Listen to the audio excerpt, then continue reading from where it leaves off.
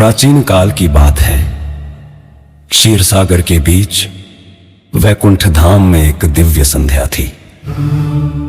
भगवान श्री हरि विष्णु और माता लक्ष्मी सिंहासन पर विराजमान थे। तभी वीणा की मधुर ध्वनि के साथ देवर्षि नारद मुनि नारायण नारायण नारायण का जय घोष करते हुए वहां प्रकट हुए। नारद मुनि ने प्रभु के चरणों में प्रणाम किया और बोले, प्रभु, मैंने अभी पृथ्वी लोक से आया हूं। वहां मैंने देखा कि हर घर में संध्या के समय एक छोटे से पौधे के नीचे दीपक जलाया जाता है, जिसे वे तुलसी कहते हैं। मेरा मन यह जानने को अत्यंत उत्सुक है कि इस पौधे में ऐसा क्या है और इस दीपक को जलाने से मनुष्य को क्या फल मिलता है।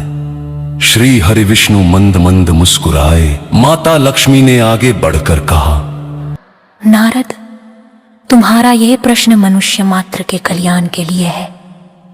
मैं तुम्हें एक ऐसी कथा सुनाती हूं जहां तुलसी दीप की शक्ति ने एक दुर्गतिपूर्ण जीवन को सद्गति प्रदान की थी। माता लक्ष्मी कथा शुरू करती हैं। बहुत समय पहले की बात है। एक पवित्र नदी के किनारे एक छोटा सा आश्रम था। वहां सोमदत्त नाम का एक धर्मपरायण ब्राह्मण अपनी पत्नी अंबिका के साथ रहते थे। सोमदत्त अत्यंत सात्विक, भगवत भक्त और सरल स्वभाव के थे, पर उनकी पत्नी अंबिका स्वभाव में बिल्कुल विपरीत। अंबिका अत्यंत क्रोधी, दुराचारी और आलसी थी। वो न तो धर्म कर्म में विश्वास रखती थी, न ही अपने पति का सम्मान करती थी। अंबिका के दुराचार के कारण उनके घर में हमेशा दरिद्रता और अशांति का वास रहता था। सोमदत्त अपनी पत्नी की दुर्वासा और घर की नकारात्मकता देखकर बहुत दुखी रहते थे। एक दिन उन्होंने अपने गुरु से परामर्श किया। गुरु ने कहा, पुत्र, तुम स्वयं धर्मपरायण हो, पर तुम्हारे घर की नकारात्मकता तुम्हारी पत्नी के कारण है। इस दोष को दूर करने के लिए केवल तुलसी और दीप की भक्ति ही काम आ सकती है। गुरु के निर्देश पर सोमदत्त ने तुरंत अपने आश्रम के आंगन में एक सुंदर तुलसी चौरा स्थापित किया। सोमदत्त ने अपनी पत्नी अंबिका से निवेदन किया, प्रिय, तुम मेरी कोई बात नहीं मानती, पर मैं तुमसे केवल एक ही निवेदन करता हूं। तुम रोज शाम को केवल एक दीपक लाकर तुलसी माता के नीचे रख दिया करो। तुम्हें ना तो पूजा करनी है, न कोई मंत्र जपना है। बस ये एक छोटा सा काम कर दो। अंबिका ने पहले तो क्रोध में विरोध किया।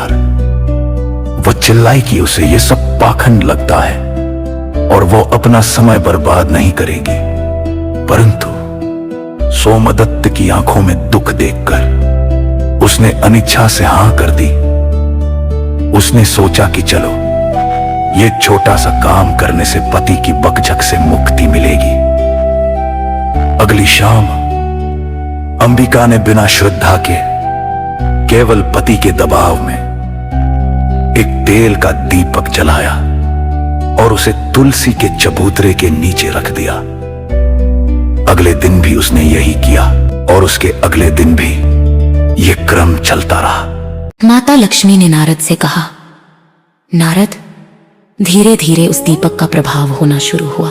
हर शाम जब अंबिका दिया जलाने जाती तो दीपक की लौ से निकलने वाली ऊर्जा और तुलसी की पवित्र सुगंध उनके शरीर और मन पर पड़ने लगी। दीपक की लौ ने उस घर के कोने कोने में जमी हुई नकारात्मक ऊर्जा को नष्ट करना शुरू कर दिया।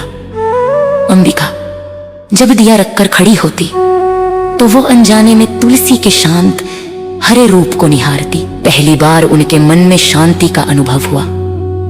कुछ ही दिनों में अंबिका का क्रोध धीरे धीरे कम होने लगा। उनकी जुबान से निकलने वाले कठोर शब्द मधुर वाणी में बदलने लगे। अब अंबिका को यह कार्य बोझ नहीं बल्कि शांति का साधन लगने लगा। वो अब केवल दीपक रखती नहीं थी बल्कि हाथ जोड़कर तुलसी माता से अपनी पिछली गलतियों के लिए क्षमा भी मांगने लगी। यह था तुलसी दीप का चमत्कार। माता लक्ष्मी ने कहा, यह दीपक केवल प्रकाश नहीं फैलाता, यह हृदय के अंधकार को भी दूर करता है। जैसे जैसे अंबिका का स्वभाव बदला वैसे वैसे उनके घर की दरिद्रता भी दूर होने लगी। सोमदत्त की धार्मिक क्रियाओं का फल अब उन्हें दोगुना मिलने लगा, क्योंकि उनकी पत्नी की श्रद्धा भी उसमें जुड़ गई थी। माता लक्ष्मी ने अंत में बताया। अंबिका ने बाद में सोमदत्त के साथ मिलकर पूरे विधान से तुलसी की पूजा करनी शुरू कर दी। अपने जीवन के अंतिम समय तक उसने कभी भी तुलसी के नीचे दीपक जलाना नहीं छोड़ा।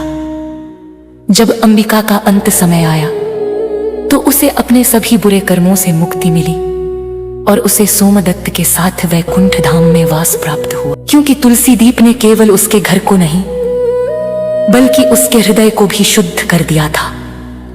श्री हरि विष्णु ने इस पर अपनी सहमति दी और बोले, देखा देवर्षि, तुलसी का दीपक मनुष्य के मन के अंधकार को दूर करके उसे भौतिक सुख के साथ साथ मोक्ष भी प्रदान करता है। नारद मुनि यह कथा सुनकर भाव विभोर हो गए और नारायण नारायण कहते हुए वैकुंठ से विदा ली। अगली शाम अंबिका ने बिना श्रद्धा के केवल एक कर्तव्य मानकर दीपक जलाया और तुलसी के नीचे रख दिया। यह क्रम चलता रहा। माता लक्ष्मी ने कथा को विस्तार देते हुए कहा, नारद, धीरे धीरे उस दीपक की लौ और तुलसी की सुगंध ने अंबिका के हृदय पर जादू करना शुरू कर दिया। यह दीपक केवल अंधकार नहीं मिटा रहा था, यह अंबिका के मन के अज्ञान को भी दूर कर रहा था। सबसे पहले दीपक की ऊर्जा से घर के वातावरण में बदलाव आया। जहां पहले कलह और अशांति का वास था, वहां अब एक पवित्र शीतलता महसूस होने लगी। अंबिका के मन का क्रोध कम होने लगा और उनकी जुबान से निकलने वाले कठोर शब्द धीरे धीरे मधुर वाणी में बदलने लगे। वह अब दीपक जलाते समय तुलसी माता के सामने अनजाने में ही सही हाथ जोड़कर खड़ी रहने लगी। जल्द ही इस भक्ति का फल भौतिक रूप से दिखने लगा। अंबिका के हृदय परिवर्तन से घर में सात्विकता बढ़ी, जिसके कारण स्वयं मैं उस घर की ओर आकर्षित हुई। धन दौलत का आगमन, सोमदत्त की सात्विक कमाई में अचानक वृद्धि होने लगी। जो यजमान उन्हें केवल थोड़ा बहुत अनाज देकर जाते थे, उन्हें दक्षिणा में स्वर्ण मुद्राएं और उपयोगी वस्तुएं देने लगे। अन्न और समृद्धि, घर में अन्न के भंडार कभी खाली नहीं हुए। रसोई में हमेशा भरपूर भोजन बनने लगा और कभी किसी भूखे को सोमदत्त के द्वार से निराश नहीं लौटना पड़ा। घर में बरकत का वास हो गया और दरिद्रता कोसों दूर भाग गई। मान सम्मान में वृद्धि। पहले लोग अंबिका के दुराचार के कारण सोमदत्त का अनादर करते थे।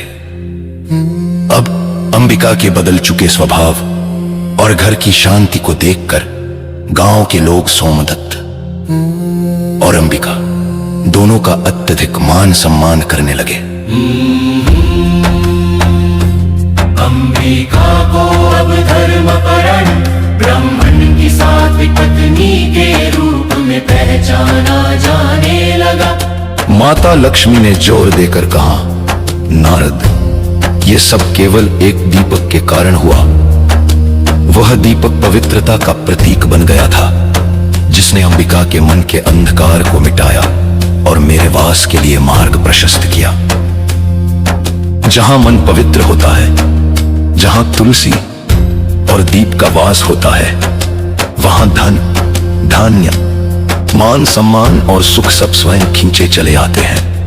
अंबिका ने बाद में सोमदत्त के साथ मिलकर श्रद्धा पूर्वक तुलसी की पूजा की और जीवन के अंत तक दीपक जलाना नहीं छोड़ा। अंत समय में उसे अपने पति के साथ वैकुंठ धाम में वास मिला, क्योंकि तुलसी दीप ने उसे मोक्ष की ओर अग्रसर किया था। श्री हरि विष्णु ने कथा का समर्थन करते हुए कहा, तुलसी का दीपक मनुष्य के मन के अंधकार को दूर करके उसे भौतिक सुख के साथ साथ मोक्ष भी प्रदान करता है। नारद मुनि यह कथा सुनकर भाव विभोर हो गए और नारायण नारायण कहते हुए वैकुंठ से विदा लिए। हम देखा